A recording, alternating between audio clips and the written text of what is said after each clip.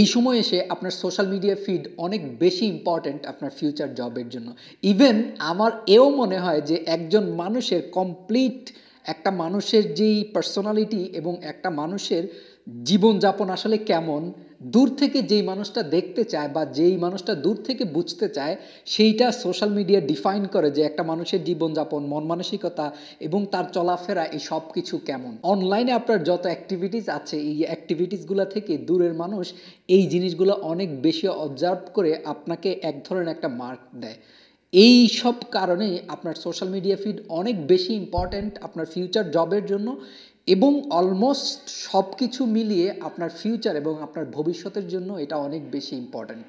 অনেকেই আছেন এই নাম সেই নাম, এইটা ওইটা, এই পাখি ওই পাখি, কাকতালীয় কত কিছু যে দেয়। আপনি কিন্তু প্রতিদিন অলমোস্ট অনেক সময় সোশ্যাল মিডিয়াতে কাটান, তাই না? আপনি কোনো না কোনোভাবে এই টাইমটা স্পেন্ড করেন। বাট এইটা থেকে হয়তো অনেকে অনেক ধরনের ভিডিও বানায়, অনেকে অনেক ধরনের পরামর্শ আপনাকে দেয় যে আপনি কিভাবে কমপ্লিটলি এটা থেকে দূরে থাকবেন। ইভেন আমিও মাঝে মাঝে আমার মনে হয় যে কমপ্লিটলি কিভাবে দূরে থাকবো, বা এমন কোনো পরামর্শ বা এমন কিছু কি বের করা যায় কিনা যে যেটা থেকে দূরে থাকা একদম পসিবল। আসলে আমার এই সময় এসে বা এখন আমার যেটা মনে হয় বা বিগত দিনে, এটা আসলে বলছে আমি ব্যাক দেন 3-4 ইয়ার্স আগে আমি যেই রকম ভাবতাম সেরকম লাস্ট 4 ইয়ার্সে আমার সব কিছুই অনেক বেশি গুছানো এবং সব কিছুই অনেক ক্যালকুলেটিভ। সো এই এই পরিস্থিতিতে যারা এখনো পর্যন্ত সোশ্যাল মিডিয়ার গুরুত্ব বুঝে না, অথবা যারা এখনো মনে হয় যে না এটা জাস্ট এটা কিছুই না, আপনাদের জন্য একটা মেসেজ হচ্ছে যে এইটা আসলে এভরিথিং। কারণ কোনো না কোনোভাবে আপনি এখানে সময় দিচ্ছেন, কোনো না কোনোভাবে আপনার অ্যাটেনশন তারা সিক করছে। যেহেতু আপনি এখানে সময় দিচ্ছেন এবং আপনার অ্যাটেনশন সিক করছে, সেই জন্য আপনার উচিত হবে এমনভাবে এইটার ব্যবহার করা যেটা আপনার ফিউচারে, আপনার ভবিষ্যতে এক ধরনের ফিডব্যাক দিবে বা এক ধরনের সামহাও কোনো না কোনোভাবে আপনি বেনিফিটেড হবেন এই ব্যবহারের মাধ্যমে।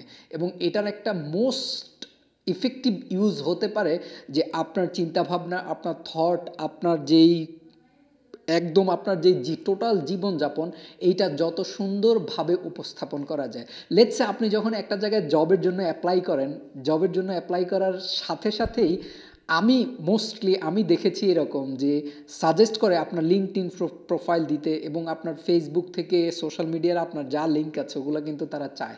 কেন চায়? তারা দেখতে চায় যে আপনার প্রিভিয়াস হিস্ট্রি কেমন, আপনি আসলে কাদের সাথে কথা বলেন বা আপনি কাদেরকে কমেন্ট করেন, আপনি কি পোস্ট করেন, এই সব কিছু কিন্তু মানুষ দেখতে চায়। কেন?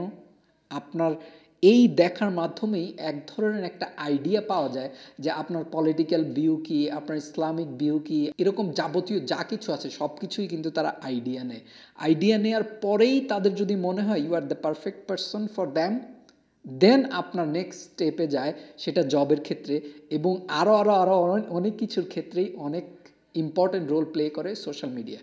সো একদম কমপ্লিটলি আমার মনে হয় না এটা ইগনোর করা পসিবল হবে। বেস্ট ওয়েতে, বেস্ট ইফেক্টিভ ওয়েতে এটার ইউজ কি হতে পারে, সেই জন্যই আপনার নামে সোশ্যাল মিডিয়াটা অবশ্যই আপনার একদম যেই মেইন অরিজিনাল যেই নাম আপনার সার্টিফিকেটে আছে সেই নামে হলে খুব ভালো।